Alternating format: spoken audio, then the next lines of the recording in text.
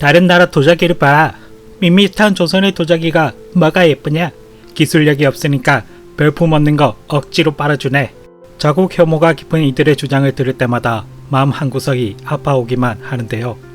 정말 한국의 도자기는 다른 나라에 비해서 열등하고 볼품 없는 도자기일까요? 여기 오랜 시간 일본의 미학을 연구하고 동아시아 역사를 전공한 존 카터 코벨 박사는 한중일 삼국의 도자기 스타일을 3C로 분류합니다. 중국, 통제, 한국, 무심함, 일본, 자위성.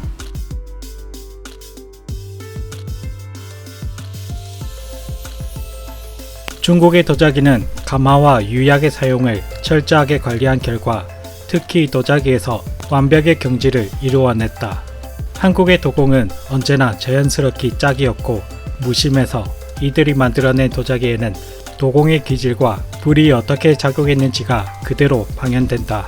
일본인들은 15세기 임진왜란 전쟁에서 보듯 이러한 한국적 무심함에 높이 취해서 과도하게 발전시킨 나머지 그들의 도자기는 자의식이 담긴 자위적인 것이 되었다.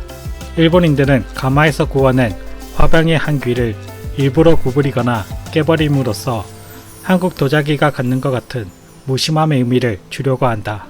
무조건 자국의 역사와 문화를 혐오하는 이들은 조선 백자를 만들기 위해 장인들마다 가지고 있는 유약의 기술과 불을 컨트롤하는 등 얼마나 높은 기술을 요구하는지도 모르고 서양의 경우 조선의 백자보다 낮은 수준의 도자기를 구울 수 있는 기술이 산업혁명 이전까지 없었다는 것도 모르고 제대로 알아보지도 않고 자국 혐오만 하고 있습니다. 안타까운 점은 19세기 당시에도 유럽은 중국이나 일본 도자기에 관심이 높았을 뿐 조선의 도자기에는 그다지 큰 관심이 없었습니다.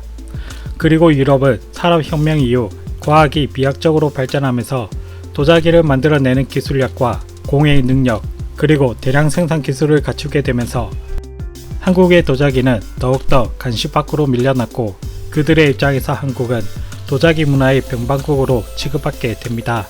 더군다나 더욱 안타까운 점은 한국의 경우 조선시대부터 전통적으로 녹색 그릇을 전통적으로 사용해 왔지만 일제가 녹색 그릇마저 증발로 몰수해가는 바람에 일본산 도기가 그 빈자리를 차지해버리면서 한국 도자기의 부활의 불씨마저 꺼져가게 됩니다. 그런데 이런 현실에 자존심이 상한 한 사람이 있었습니다.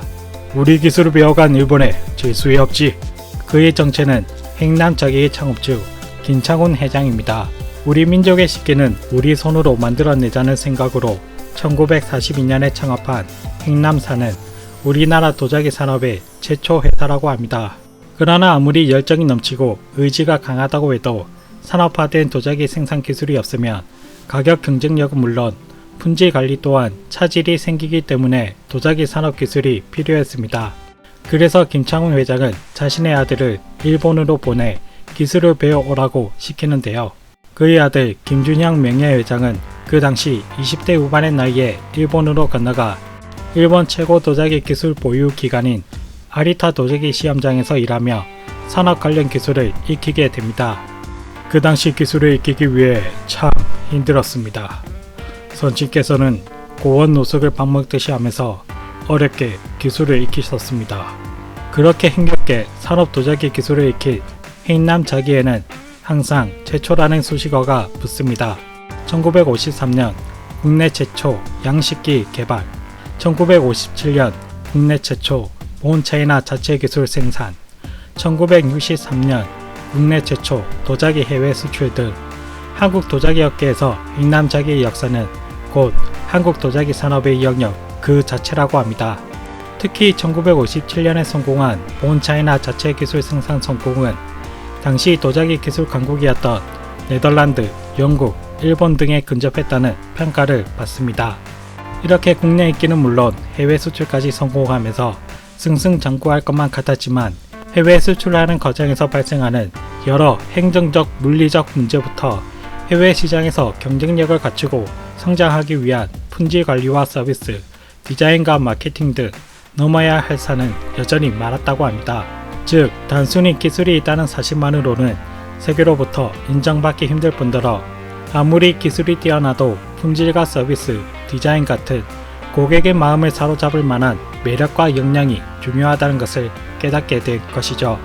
또 한 번 많은 것을 느낀 행남자기는 자신들에게 부족한 부분을 인지하고 이를 개선하고 발전시키기 위해 노력과 개발, 연구에 몰두하게 됩니다. 그리고 그 결실이 1980년 5월 네덜란드에서 맺게 되는데요. 1980년 5월 네덜란드에 있는 유럽 최대의 도자기 유통회사인 융거 한스사, 융거 한스 사장은 도자기 샘플을 챙겨 일어서르던 30대 한국 청년의 소매 자락을 황급히 낚아채고 있었습니다. 30대 한국 청년의 정체는 훗날 행남자기의 3대 회장이 될 김용주 회장이었습니다. 유럽 최대 도자기 유통사를 찾아가 활로를 개척하려 했던 행남자기는 유럽의 콧대 높은 자부심과 동방의 약소국 한국을 깔보는 시선에 도전해야 했습니다. 행남자기 측에서 아무리 제품이 뛰어나다고 설명을 해도 융거한스 사장은 한 귀로 듣고 한 귀로 흘리며 빨리 이 만남의 시간이 끝나기를 기다리고 있었습니다. 이를 눈치챈 김용주는 벌떡일어나 자신이 챙겨온 행남자기 도자기 식기와 진열되어 있는 유럽산 식기 도자기를 하나씩 맞부딪히기 시작합니다. 그러자 유럽산 식기 도자기들이 처참히 깨지며 바닥을 어지럽힌 반면 행남자기 식기 도자기들은 멀쩡히 김용주의 손에 들려 있었다고 합니다. 한국산 식기 도자기의 내구성과 단단함에 단번에 매료된 융거한스 사장은 여태껏 유지해오던 무시를 거둔 채 눈이 커지더니 가격을 물어보았다고 하는데요. 이 순간이 400년 전통의 콧대 높은 유럽의 식기 도자기 시장의 벽을 한국이 넘게 된 순간이었다고 합니다. 김용주 회장은 그 당시를 생각하면 짜릿함보다는 아찔했다고 하는데요. 지금도 그때를 생각하면 아찔합니다. 우리 본질을 못 믿길래 쇼를 좀 했는데 사실 그것도 연습을 해갔으니 만정이지. 각도가 조금만 달랐어도. 그로부터 28년 행남자기는 한 해 2천만 개의 도자기를 생산하고 국내는 물론 미국, 영국, 이탈리아, 일본 등 세계 20여 개국에 수출하는 국내 1위 도자기 회사로 성장합니다. 하지만 잘 나간다고 영원히 잘 나갈 수 없는 것처럼 지금 행남자기는 많은 어려움을 겪고 있는데요. 한국은 뛰어난 도자기 기술을 보유하고 있는 역사가 깊은 국가 중에 하나입니다. 다만 그 기술이 식민지 국가, 전쟁, 가난 등에 밀려 빛을 발할 수 있는 기회를 잃어버렸습니다. 그리고 그 빈자리를 해외 도자기들이 차지하면서 자국의 뛰어난 기술과 오랜 역사의 품격은 자국 혐오증에 걸린 이들에게 먹잇감이 되어 조롱거리로 입에 오르고 있는데요. 한국의 도자기가 제대로 된 평가를 받기 위해서는 한 가지 방법이 있습니다. 바로 여러분들의 관심과 사랑입니다.